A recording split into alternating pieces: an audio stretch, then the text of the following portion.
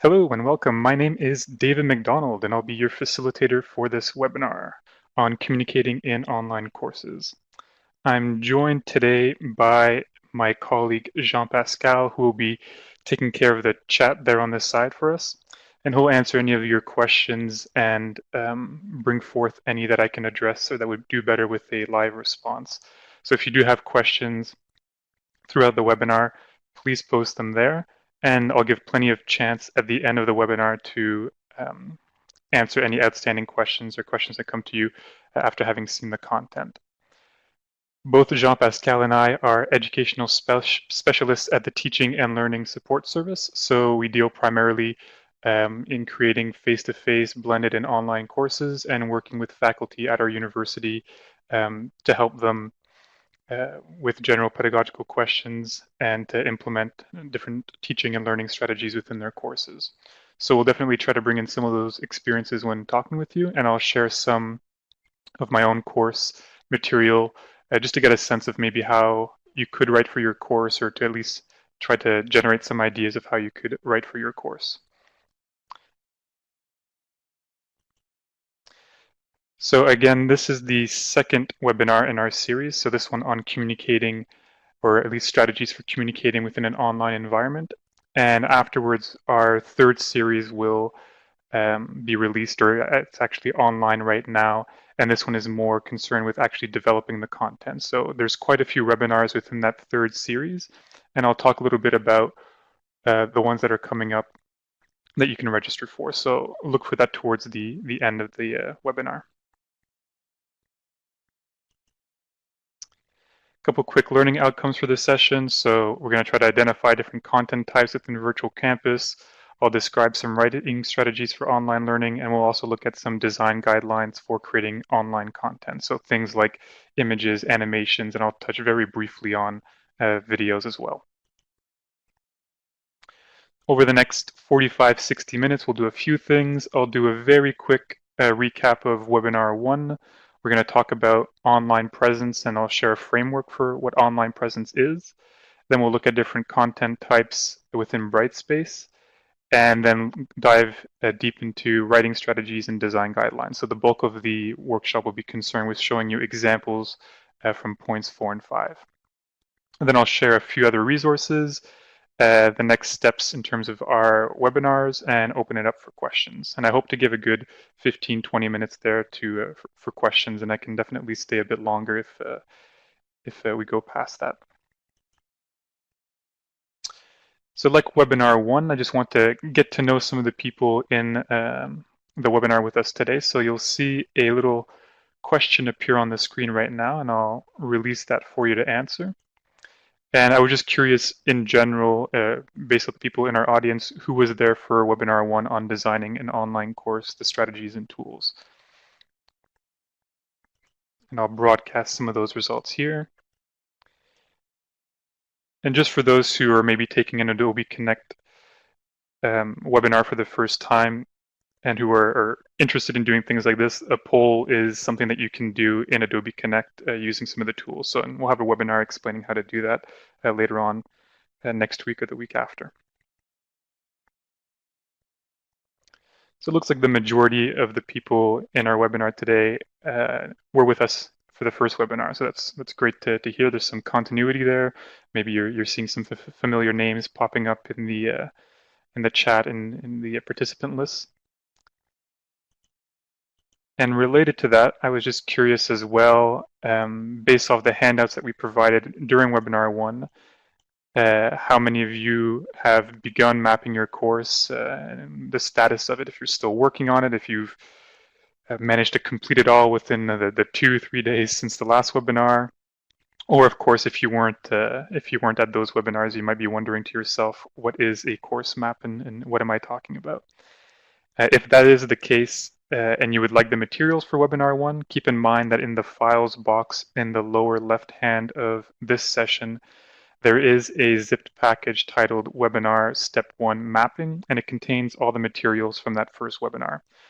Likewise, the webinar 1 session will also be posted online along with all the materials, so you can look for that if you're interested in maybe getting a more in-depth recap of webinar 1. And not surprisingly, it seems like the majority of the people are still working on it, which was what I would have expected, given that the first webinar was just starting and most of you are developing your courses for the fall. A few people who don't need the map, they feel that they're adventurers. I'm sure you still did a plan though. And actually, let me just broadcast the results so that everybody can see here. So a good 90% of the people still working on that map. And like we mentioned in webinar one, if you do need some to talk over things while you're planning, please reach out to us. That's what we're here for. So we're happy to help brainstorm and to look over any plans that you might have.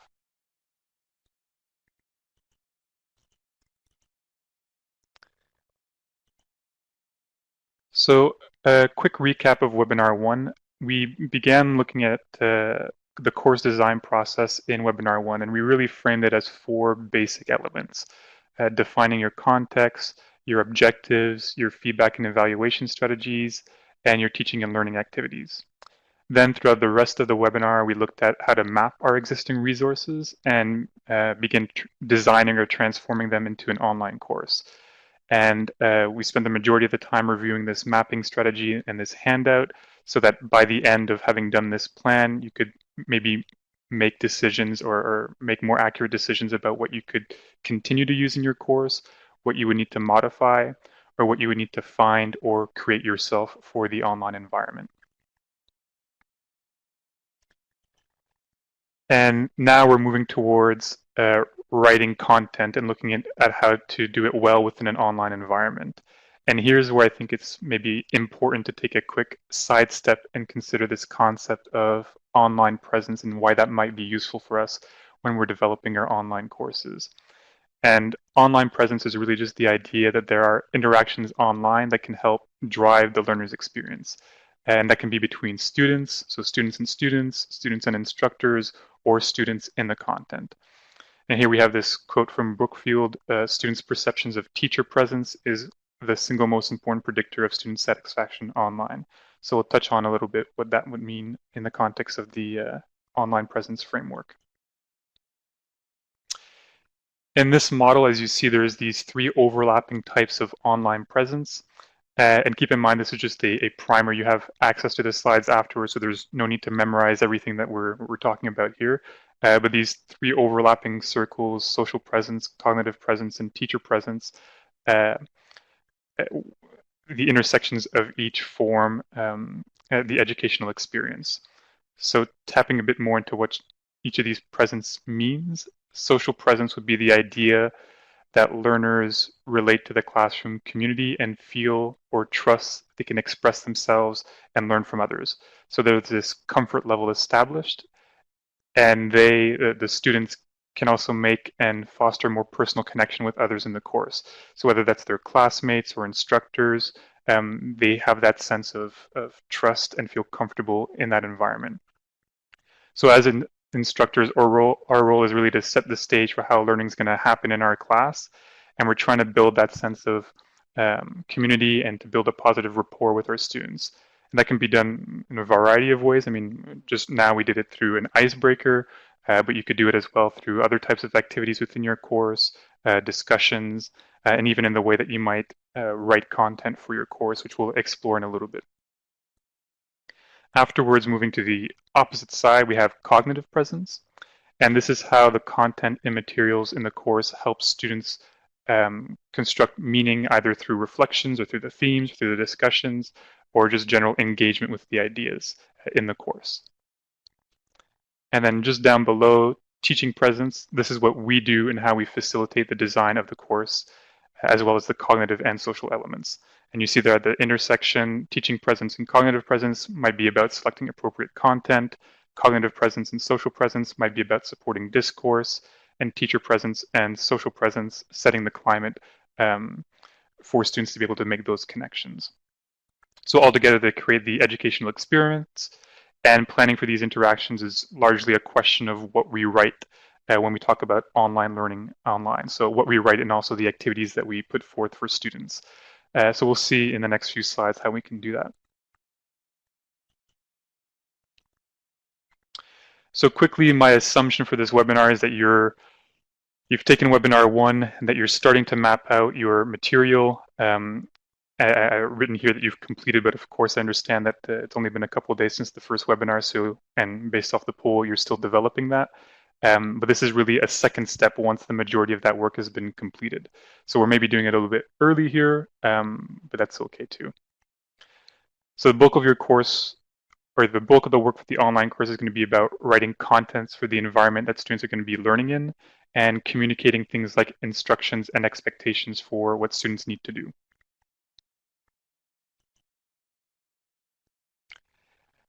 So what are you going to need to write within Virtual Campus? And I've used a couple terms back and forth, and that's just a force of habit.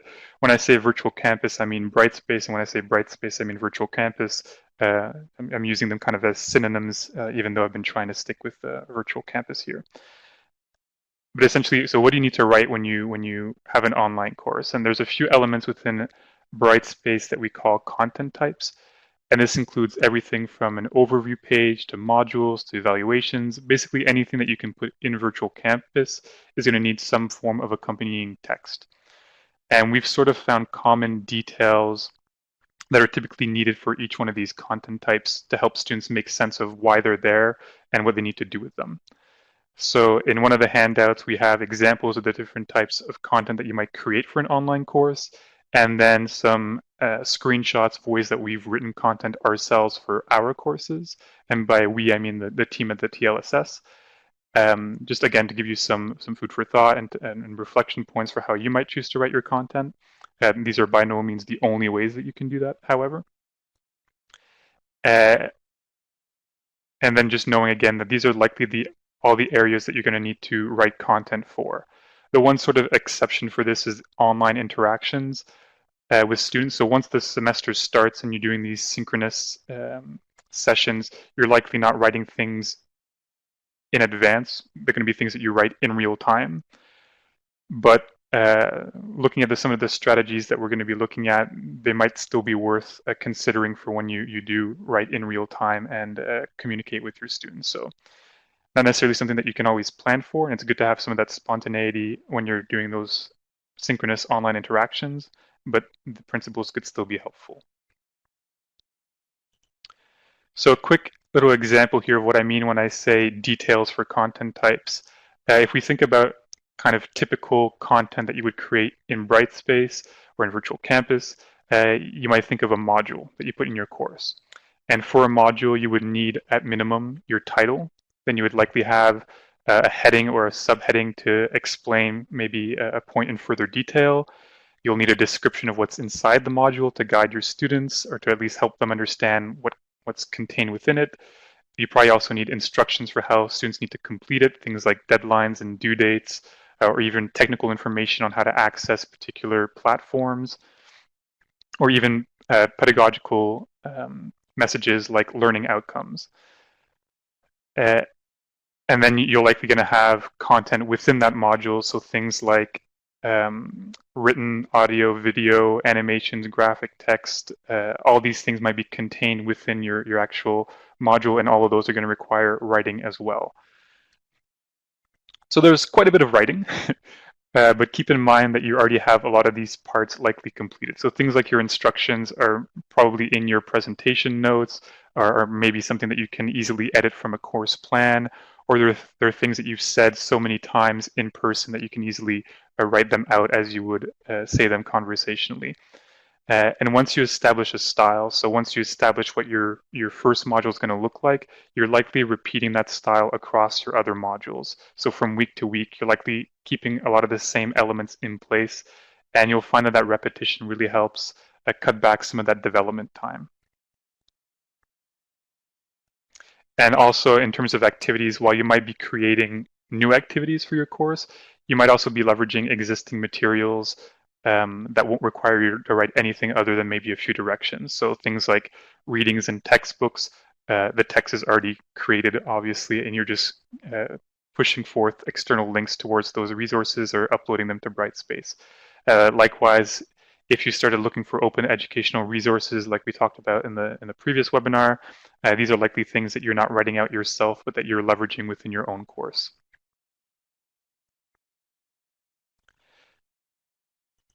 So when we get to the actual writing part, it's important to remember your audience. So if we remember in webinar 1, when we talked about that mapping strategy, it's the section on learners. So who are our learners? And the reason why this is important is because you're writing for them. They're the ones who are taking your course, not you, right? You're the expert in the material. You already know it. Now you need to convert the material in a way that makes sense to your students who are most likely novices in this discipline and have less of a background with the content than you do. And we'll talk about some strategies on how to do that effectively in a couple slides here. After that, you're going to want to keep in mind your own objectives for the course, so where you want to go. Before you dive into creating content, thinking of those objectives and the expectations for students related to that content is going to help you make decisions about what's absolutely needed and the way that you should sequence it. So ask yourself these two questions. Why do your learners need this to move forward? And if the answer is you're not sure, then maybe it's not worth writing it out, or maybe it's not worth including in your course. Or asking yourself, how does this content help your learners? And again, if you can't answer either one of these questions, then maybe consider not including them or including them as complementary material or optional material, and save yourself a little bit of writing for those different parts. So before I start listing these strategies for writing, when I say style of writing, I just mean general language, tone, and the voice that we're using online, and not necessarily the visual design or the layout of the text. I'll talk about those things towards the end of the webinar here. And I'm going to talk about 5 general strategies, and I'll show some examples of each one of those within Virtual Campus. But I'm assuming, and I recommend that most of you would be writing this in Microsoft Word or some other word processing platform before putting them online. And the reason for that is just it's a lot simpler to write within Microsoft Word to get all of these spelling errors and grammar out of the way there, and just to have that hard copy on your desktop in case anything does happen to the online version, or if there's any errors in formatting on the online version, you always have that original copy to go back to. I'm also listing them as 5 strategies or 5 points, but there's a lot of overlap between them, as you'll notice. They're not neat little categories. They really should be considered all together when we're writing our paragraphs and writing for our online courses. It's just a little easier to list them in this way because, well, for the context of this webinar, it's just makes more sense. So the first strategy I wanted to look at is writing in a conversational tone. So when we teach online communication, or we want communication to feel a bit more personal, it's you talking to your student at home, not in front of a large audience, right? So the disconnect or the degrees of separation between you and the student is very short. And writing in a conversational tone can help create that sense of community, or that sense of maybe a bit more, having it be a bit more human, right? It's not just online talking to a computer. There's a person behind this text, and writing in a conversation can help communicate that. So to do that, a few tips would be to limit the academic jargon. You're not at a conference and you're not writing an academic paper. Again, you're talking to novices in the discipline. So if you have to use jargon because it is part of the discipline, or maybe one of your objectives is to expand their vocabulary or have them think and talk like people in the discipline, maybe consider doing a glossary or a pre-training activity ahead of time. The reason for it is if they don't understand the conversation that's happening in the content or the activities, it's going to be hard for them to take part in those activities. So by doing a little glossary or pre-training activity, then we communicate the importance of those keywords, and then they can spend less time trying to understand those keywords and more time involved in the actual activity and the conversations that we're trying to have with them. Likewise, related to conversational tone, we can use things like contractions to give that sense of conversation. So saying things like we are, instead of we are, just we're, W-E apostrophe R-E, your, don't, etc. And using more personal words, first and second person words like I, me, you, yours, our, and we, just to help personalize the text and make it feel a bit more welcoming and a bit more like a conversation. And like I mentioned before, doing this can help us increase this sense of social presence or that relationship between us and the student. And it's also been shown to help them uh, increase their understanding of the content. So you remember things a little bit better when you think about the conversations you've had with people rather than the textbooks that you've read about that same concept. So if we can replicate that online, we can also help students maybe retain and understand the material a little bit better. Afterwards, the next strategy would be to use an active voice. Active voice tends to be more direct and concise. And when we write in an active voice, we're emphasizing the person or the object performing the action. The passive voice, as an opposite, tends to be a bit more wordy. And so this is something that we want to avoid if possible when we're writing online. It can be more engaging and creates a bit more interest in the content or the instructions as well. And if you can combine that with action verbs, it can help encourage the learner to do something or to take the front seat in their learning. So it creates a sense of interest in the content and can stimulate action for the learner as well. So as an example of that, you might say, well, if you're framing your learning outcomes for as an example, you would use those action verbs to synthesize something, to understand something, to argue for something. But it could also be in the way that you phrase or preface certain activities. So, for example, you could say, imagine you're in this person's shoes. And by saying the word imagine, it kind of forces me into this experience. Now I have to reflect about what I would do in this certain context. So just keep in mind the vocabulary and the words that you're using because they could have an effect on how people interact with the content and engage with the content.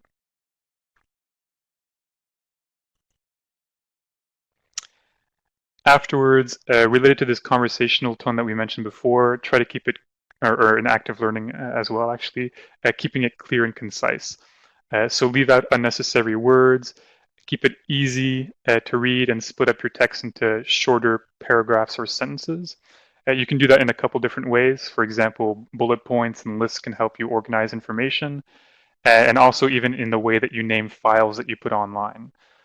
So I think it's great that everybody has their own naming conventions on their own desktop. It helps us locate our files a lot quicker. We have our own shorthand that we understand, but students don't necessarily understand our own shorthand. So you want to make sure that your file names and the things that you're uploading to your course, as well as the module titles, are clear and concise for people who didn't create the file. As an example, within this our webinar here, you could look maybe towards the way that we've named our files. So I've tried to make it as obvious as possible what's there. So for example, webinar step 2, because we're in the second step of the webinar, handout to describe that it's a handout, and then design for learning. Likewise, within your course, you could name things according to the week so that students would remember the location of that file within the course, and then the title of the article or the title of the handout or the presentation that you gave. And again, just in here to help facilitate students being able to find and use the content. And if you're writing content or recording videos, consider chunking them into smaller, more manageable pieces. Typically, we recommend trying to keep to one complex concept at a time, whether that's in text, video, or presentation form. And in that way, students can remember where to find that particular concept. They can digest that as a whole first and then move on to the next concept afterwards. And you'll want to repeat this across your content, both the chunking and the general style in which you're writing your materials. And again, we'll want to try to make it as self-explanatory as possible, and as predictable as possible. So from week to week, as you're putting content and as you're writing things, trying to keep to a very similar format. And I'll show examples of that in a second here. But if you're describing learning outcomes or expectations for your week, then trying to keep it in the same location every week so that students can recall where to get that and that they can find it more easily. And in terms of terminology, as an example, trying to keep consistent with that as well, especially with regards to technology, which I haven't been great at in this webinar, but as an example, If you're using the term virtual campus to refer to your online space, sticking with virtual campus throughout the course, and not calling it Brightspace or Desire to Learn or a learning management system, where students might not be able to understand what you're referring to, or it might confuse them and think that you're referring to a different sort of technology. And then afterwards, both for clarity and in terms of a conversational style, reading it out loud is going to be very helpful in figuring out if it sounds natural or if it's too wordy. So I suggest before you post it online or before you consider it your draft complete, to just read it out loud quickly one time, or to have somebody listen to it as you're reading it, just to see if it reads as a conversation and if it is easy to read and concise and self-explanatory. Afterwards, paying attention, so keeping it relevant and meaningful, paying attention to your titles and headers.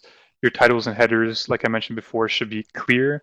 They should tell you what's coming they should tell you what's coming. So instead of saying something like benefits without any explanation, I might instead say benefits of social distancing. So if students click on that particular content area, they know exactly what's coming. It's going to be benefits about social distancing. Likewise, there's some research or articles that'll talk about using questions as titles or headers. I find using questions can be a bit harder to do. So if you feel comfortable with that, you can also use questions to describe what's going to happen within that content area. But I find it hard to write in a question and at the same time make it clear what's inside. So as an example, if I had a module called intelligence, I wouldn't necessarily know what's happening in that module, but I could rewrite it in the form of a question and say, why are intelligent tests important? And then it would allude to perhaps the content that's going to be within that module, and at the same time act as a prompt for students to reflect on that question, or maybe as a hook to get them engaged and to click on that title to see the answer towards that question. So a great strategy if you feel comfortable employing it, but at least for me, I find it a bit harder to do that. And related to that idea of creating questions, creating hooks to engage your learners within the content. So we want to try to grab their interests and to introduce a particular topic or content within the course. Likewise, in the way that we frame assignments or readings, if we can create a little paragraph or a little hook to explain the rationale or why it would be of interest for them to read it and to engage with that material.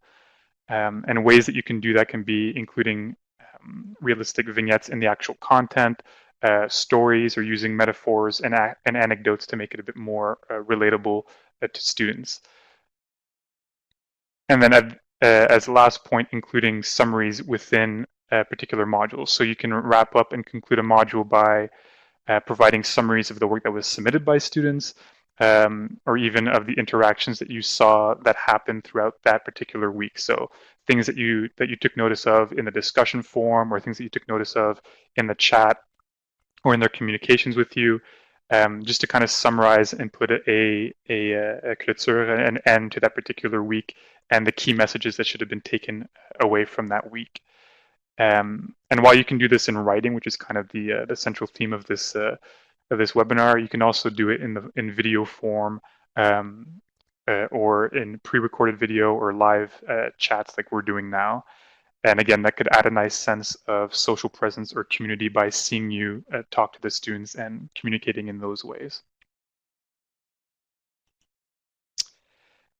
Next, trying to structure your content in an inverted pyramid. So when we write for the web, it's best to start with the conclusion or the most important point first, and then write supporting information afterwards. And then you could always write additional background information if it's needed, but sticking to the conclusion first and supporting information ideally afterwards. It might be a reverse of what we're typically used to doing. So in articles, we usually start with the background and literature review, and now we're going more towards how newspapers or online articles are written. So we're trying to grab their interest right from the start, hit them with the most important points, and then afterwards supporting the additional, providing the additional information afterwards. And this principle is actually based on what we know of how people read online. So research by Nielsen shows how users tend to skim information and look for important details. So here you see it kind of looks like an F. If you squint a little bit, it shows that people tend to read kind of in this F pattern. So meaning that they scan content and try to detect keywords and really focus on the first one or two paragraphs of a site, and then afterwards move on from there. So again, going back to the importance of chunking material and writing the essential points first.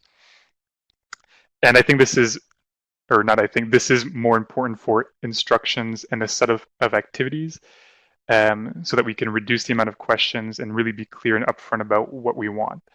It doesn't mean that we need to rewrite academic texts or that we need to rewrite how the textbook is written. That content can stay exactly as it is. It's more so in framing what they need to do to be able to read that content. However, if you plan on writing your own pages or descriptions of key concepts or complex topics, then these are some valuable points to consider as well.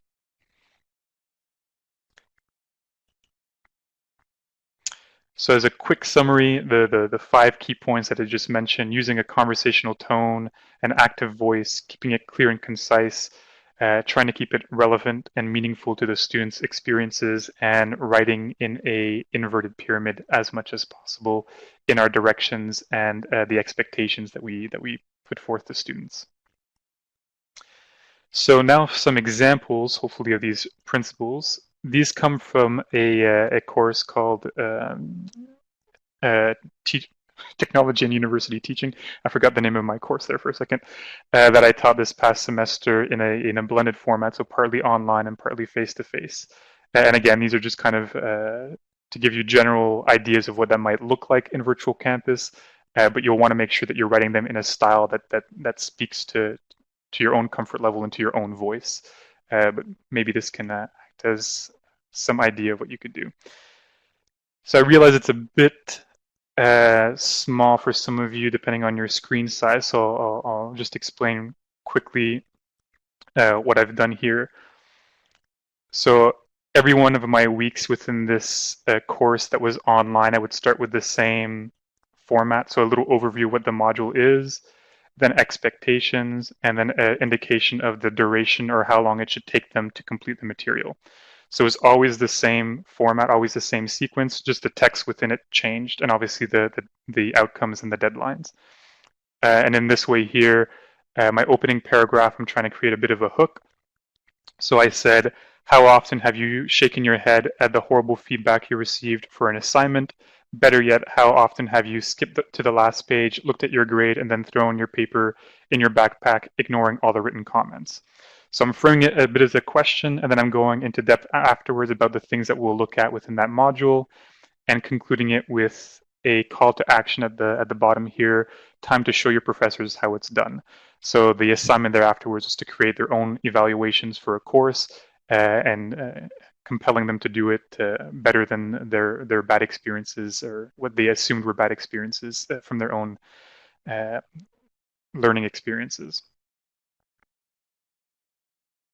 And afterwards as well, just a final little mention here, the icons that I'm using, the target and arrow and the clock at the bottom or the timer at the bottom would also stay consistent across the course. So the banner becomes the same, the format is the same, the icons are the same, and the colors as well. And then once you have that kind of layout decided on, it makes creating it later on a lot simpler because you have that style in place. And all you're concentrating on really is filling up the text for each individual week. And then here's what I meant by content that could happen within a module. So this would be found right below this online week. You'd have these headers here, and clicking on one would bring you to that content. So I would start my week with what I called a weekly rewind, in which I would cover how the previous course or how the previous class connected to this week's class. So how the material flowed into each other, what the connections were between the material, and again, trying to create a little hook or engagement strategy to get them to think about the connection between the two. And then afterwards, it would be the content for each of those for this particular week. including web pages I would have written myself and activities that they would need to complete, like designing their own evaluation, providing course feedback. This happened to be one that happened around the midterm, and a little checklist at the bottom, which is a tool in Brightspace that you can use to make sure that they remember all the things that they had to do within the course. And this would be an example of a content page. So I tried to chunk it as one key idea. In this case, it was about formative evaluations, or different types of evaluations rather, and I split it into diagnostic, formative, and summative using lists, indenting those lists to kind of help distinguish the different paragraphs and make it a little bit easier to read. And this was done, I wrote this, so the context of this particular paragraph, I wrote this instead of providing an article because it was a reminder of content that they had already seen in a previous course. So in my case, it wasn't necessary to give them an article, but just a quick recap for the online week. Whereas if in your course, you might actually provide a full article on these topics, and in which case you wouldn't need to necessarily write anything, but more so just provide instructions on what to do with that reading and maybe a few question prompts to help guide them as they're going through the material. And then before I had mentioned this idea of using stories or vignettes or metaphors to help communicate content, or at least complex ideas, a bit more easily. And there's a great example from Lindsay. I believe the book, it's in the reference when you download the slides, but I think it's University as Craft or University Teaching as Craft, something like that. And he cites one of these examples. Anyways, the concept of self-similarity explained like this: any of various extremely irregular curves or shapes for which any suitably chosen part is similar in shape to a given larger.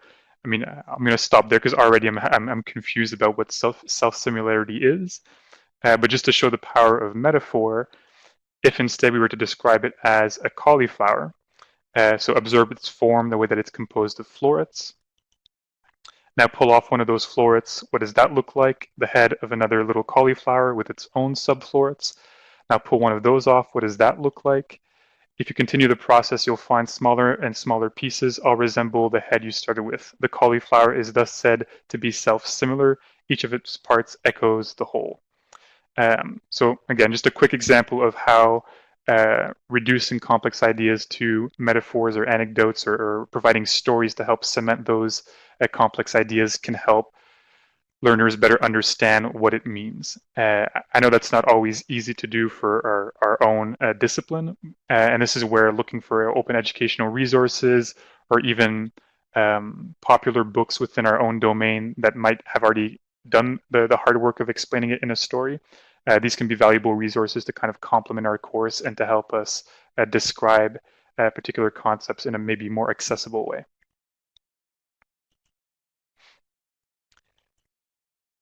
And I'll just kind of move past these examples quickly to go talk about design guidelines. Well, I'll show other examples just to be conscientious of the time here. But I can definitely go back and show these examples afterwards. And you do have a handout where we talk about these in more depth too. So when we talk about design, there's this quote here by Jesse James Garrett, one of the authors of The Elements of User Experience.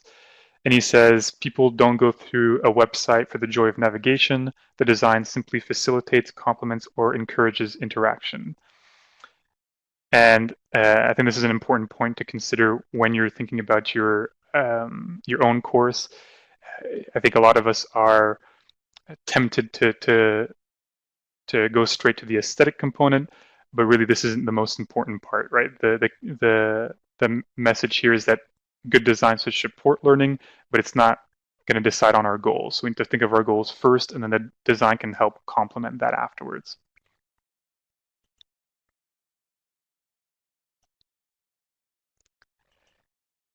So how should we design or lay out the content of our course?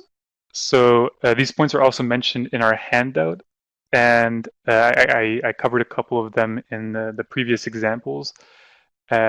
They come down to a few basic ideas. So being consistent across the material that you develop. So making sure that you're using the same fonts, colors, and contrasts, and using fonts, colors, and contrast to add emphasis to key points. Using repetition, aligning elements, and keeping related items close together. So by that I mean, if you have a picture, making sure that the picture is next to the text that talks about that picture, um, limiting the use of fonts, colors, and contrast to represent certain things. So, if you can keep it to a couple simple, accessible colors for your course and using them in a consistent way, that's again going to help bring a consistency to your course and help students identify and find materials more easily. And then general guidelines like reserving bold for keywords, limiting the use of italics, limiting the use of underline for only hyperlinks. When we're online, typically things that are underlined are things that you can click on, so maybe not using it if it's not something that you can click on. Also limiting the use of caps locks, because that tends to mean that you're yelling or that you're very passionate about something. And then keeping them to more accessible fonts. So the default of Brightspace would be an accessible font as an example, and not using kind of these calligraphy fonts or things that might be a bit harder to read online.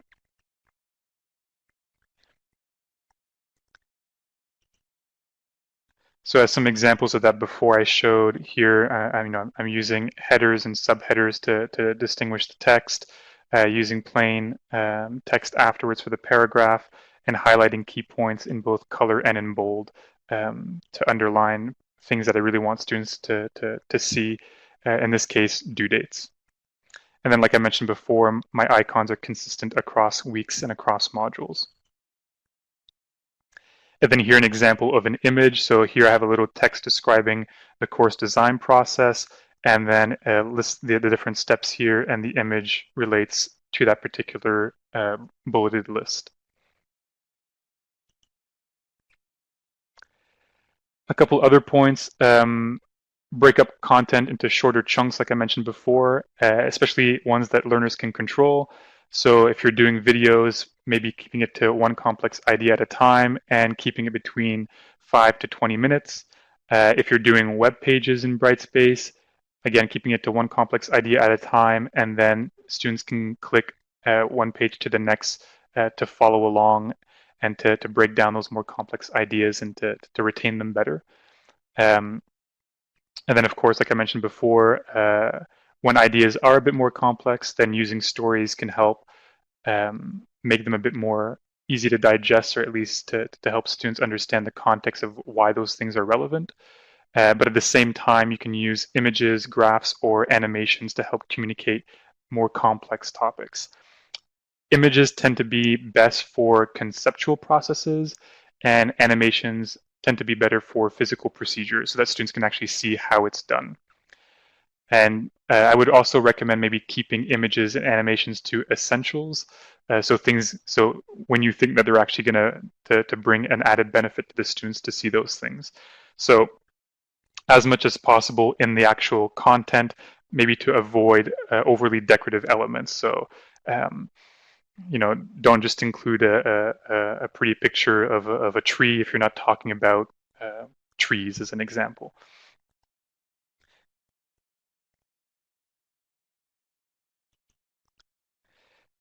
This example here is just different ways that you could organize your material within Brightspace. So in this case, I have 4 modules instead of weeks, and then sub-modules within that. Or what's most likely going to happen for the majority of us, organizing it by week, so week 1, 2, 3, and 4. And then here's a little design example of text versus an image. So this one comes from Dirkson's book, and this is from the Minnesota Driver's Manual. So it says, when 2 vehicles reach an intersection at the same time, and always stop signs or flashing red traffic lights control the intersection, the driver on the left must yield right to the driver on the right. And I think for the majority of us, even if we have experience with driving, it'll probably take you a couple minutes to wrap your head around what this means.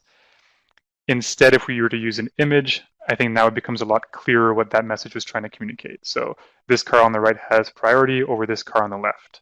Then you could always animate it with a little uh, uh, graph, although I did the wrong thing there. It would be this car has priority over the other one.